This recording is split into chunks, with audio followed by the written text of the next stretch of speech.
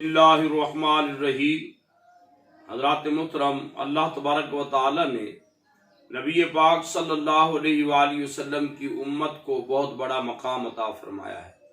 अल्लाह ताला कुरान मजीद फुरकान हमीद में इरशाद फरमाता है, कुंतुम खैरा उम्मा, ये उम्मत तमाम उम्मतों से आला है, अफजल है।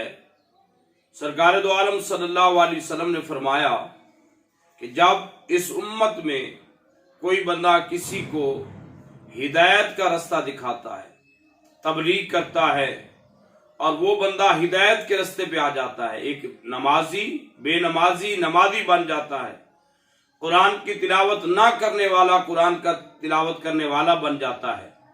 यानी आपकी दावत तबलीग की वजह से एक आदमी हिदायत के रास्ते पे आ जाता है, तो सरकार दो आलम सल्लल्लाहु अलैहि वसल्लम ने फरमाया, जितना उस बंदे को अल्लाह तबारक व तआला सवाब अता फरमाता है, यानी एक आदमी आपकी दावत तबलीग की वजह से नमाजी बन गया, उसको जितना सवाब नमाज पढ़ने का मिलेगा, जिसने दावत तबलीग दी, दावत तबलीग की और हिदायत के रास्ते पे वो बंदा आ गया, अल्लाह तबारक व तआला उतना ही दावत तबलीग करने वाले को सवाब अता फरमाएगा।